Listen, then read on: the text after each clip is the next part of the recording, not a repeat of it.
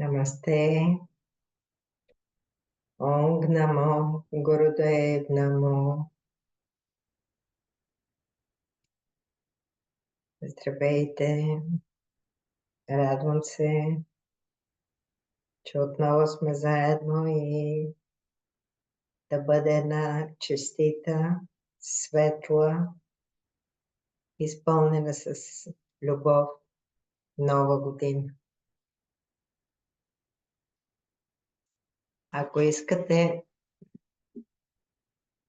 някой иска да се включи.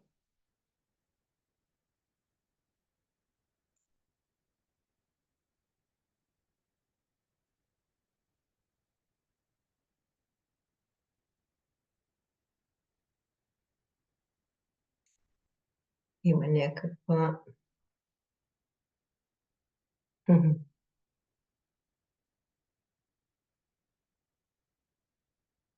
Добре, добре дошли още веднъж. Ако нямате нищо против, можем да се гледаме. Не само аз, както казах, няма да включете камерите. Днес няма да има йога клас. Накрая ще направим една медитация само, ако желаете. Но с някой от вас се срещам след връщането ми от Индия.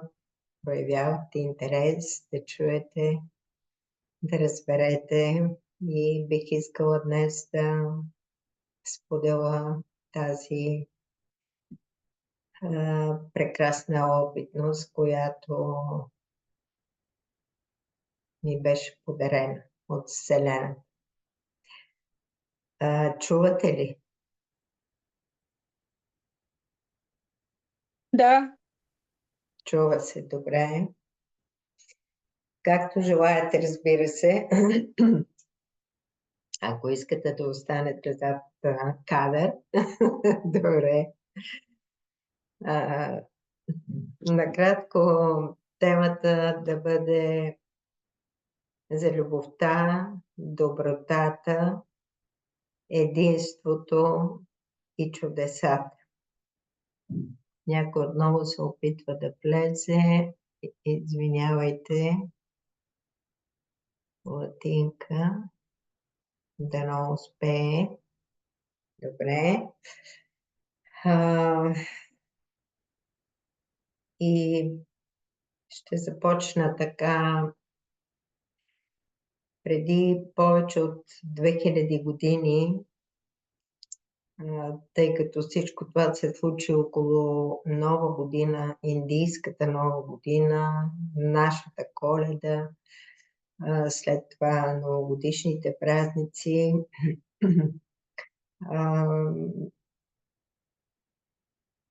се сетих за това, че преди наистина 2000 години и повече се появи Исус от Назарет, за да обяви тази идея за единство, за доброта, за смирение и за любов. Времето е трудно, много малко.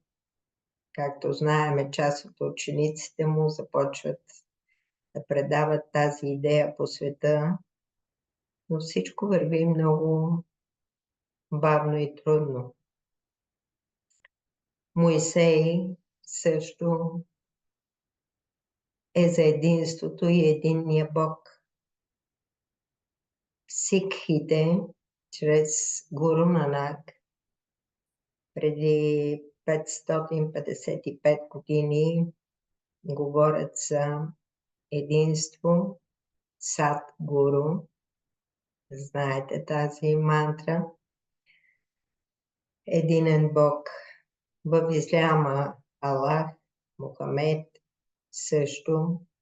Всяка една религия, независимо каква е тя, се стреми към единство, единния Бог.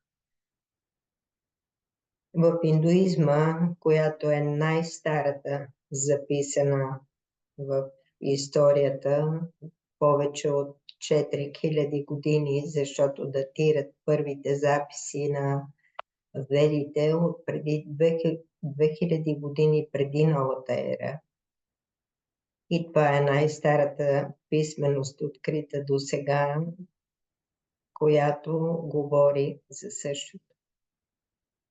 Тоест хората търсят много отдавна това, което е божествената искра във всеки един от нас. По една или друга причина, Кали Юга, различни времена, сменят се енергиите, настава един момент, който в това време всички знаем, на силна дуалност, на много противоречия, на много мъка, тъга, болка и в същото време много възможности за положителен начин на живот. В това време, в миналия век, както знаете, последователи сме и практикуваме кундалини йога. Кундалини йога излиза от Индия знаете, чрез Йоги Баджан, който е сик от района Панджаб, който е най-богатия окръг на район на Индия.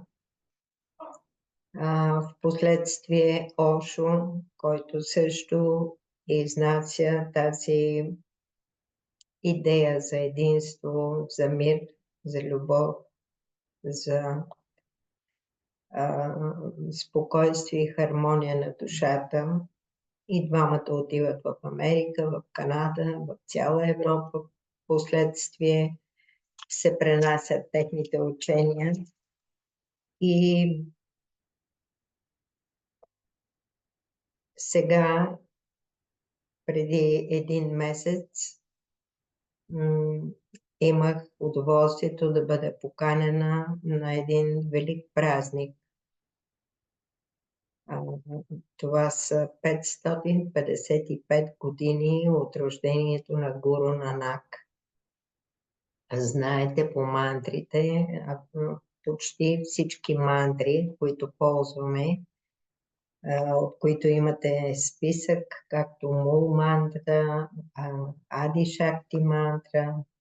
Основните мантри са извадени от светите писания, оставени от Гуру Нанак.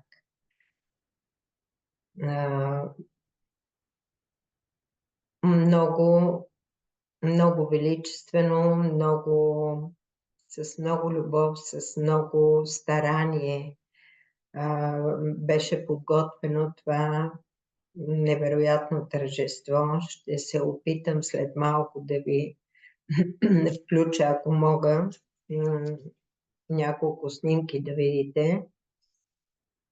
И ръководител на този празник е Бабачи Балдев Синг от Буланпури. Това е мястото, където се намира този комплекс, този огромен център, който за моя изненада събра в една зала повече от 4-5 хиляди души. Нещо, което е невероятно, имайки предвид това, че хора бяха дошли от 5 континента, Нова Зеландия, Австралия, Америка, Южна Америка, Северна Европа, почти всички страни основни бяха представени, в това число България с 6 души участници, която беше една от големите европейски групи. Всички от групата на Кундалини йога и стартира една вълна от доброта и любов, която да бъде стартирана или дадено и начало от вътрешната красота на всеки един участник, всеки един човек на тази земя има възможност да се включи и да помогне тази велика инициатива, която е тръгнала още преди 20 на години с сериозна подготовка.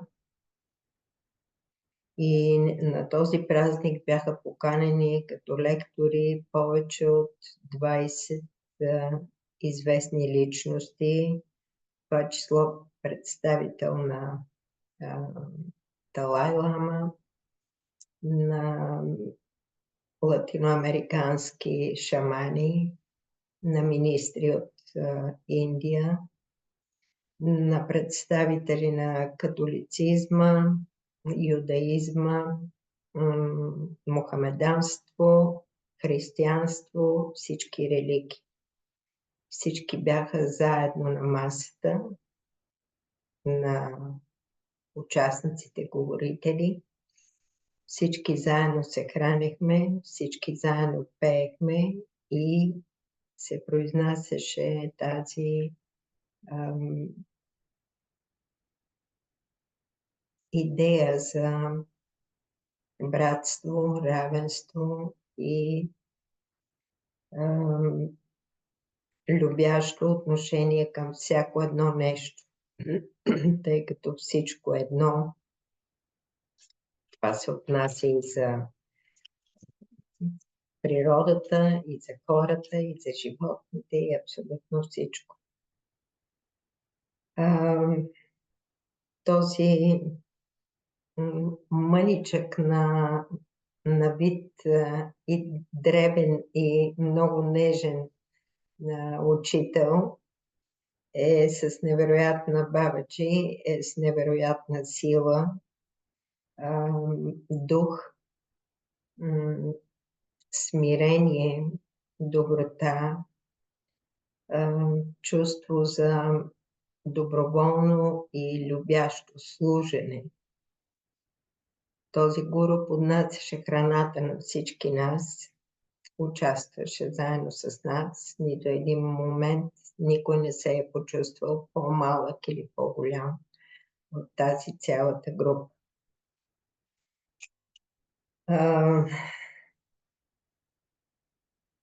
Какво да ви кажа? Бих се радвала и пожелала на всеки един присъстващ. Вие ще имате възможност да разкажете след това и на други. Този учител идва вече 3 пъти в България. Има хора от групата тук, които участват и ние бяхме на няколко срещи с него, освен моето ходене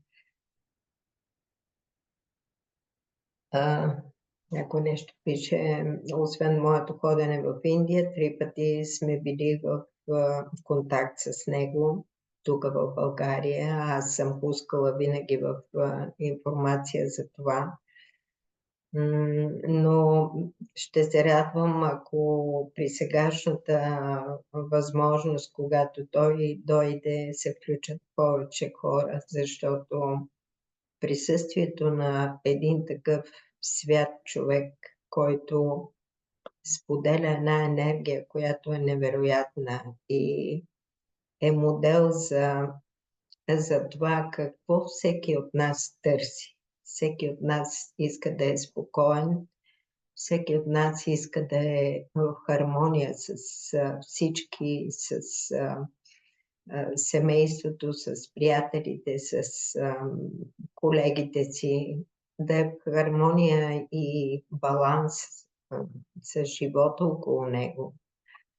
Но единствено това може да бъде само ако го постигнем в себе си. Не можем да искаме от никой друг да направи нещо за нас. Но в присъствието на такава силна енергия, която се излъчва в такава мащабна организация по света, влизането в контакт с една такава енергия на всеки един може да даде един тласък, една подкрепа и това да улесни движението напред. Сами знаете, разбирате, усещате каква е силата на енергията в момента и че всеки един, който реши да бъде в контакт с новата енергия, тук виждам хора от първите, с които сме практикували кундалини и може би ще си спомнят, че говорихме за това, че идва време, когато в електрическата мрежа няма да има 220 волта, а ще бъдат 300 или 400 или повече. И ние трябва да сме в състояние да приемеме тази огромна сила на тази енергия и да я ползваме в възможностите на едно творчество. Това да бъде нашата сила, нашата възможност да живееме наистина в един златен век, както знаете, века на Водолея, ерата на Водолея, нещо, което дава възможност на всички да бъдат в златно време. Това е посланието на този божествен учител, бих казала. И наистина ще се радвам, ако имаме възможност заедно да се срещнем с него. Предстои април месец, между 1 и 7 април в Италия, такава огромна среща, грандиозна, която се прави.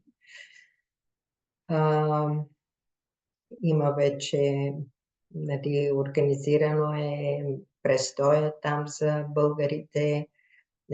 Единствено трябва да си вземете билет за самолет, иначе спането и храната е от организацията.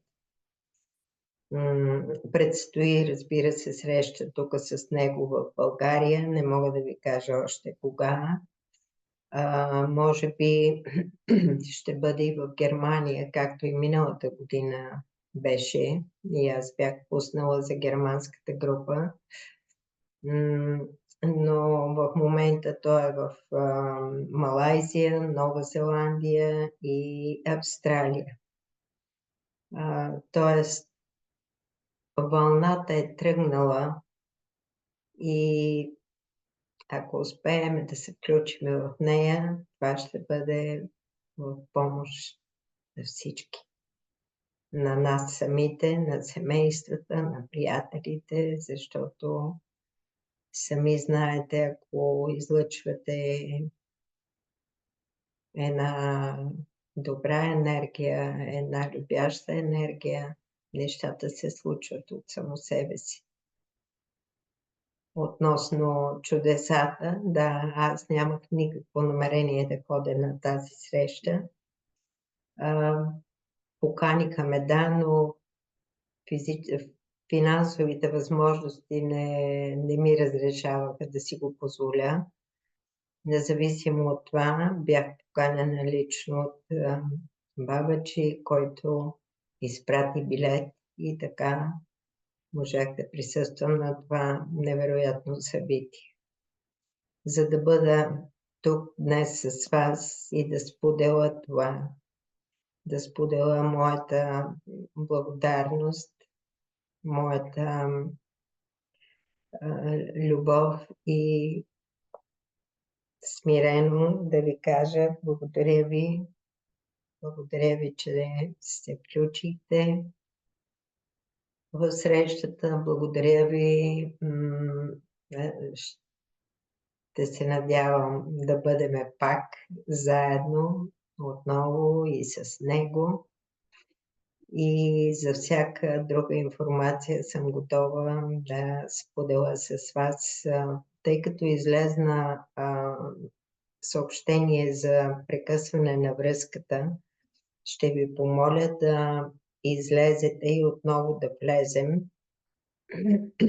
защото не знаех дали имате интерес, какви идеи имате, искате ли да продължиме с нашите срещи, йога или медитации. Просто беше една опознавателна среща и среща за поздрави за новата година. Излизам, за да можете и вие да се включите след малко отново.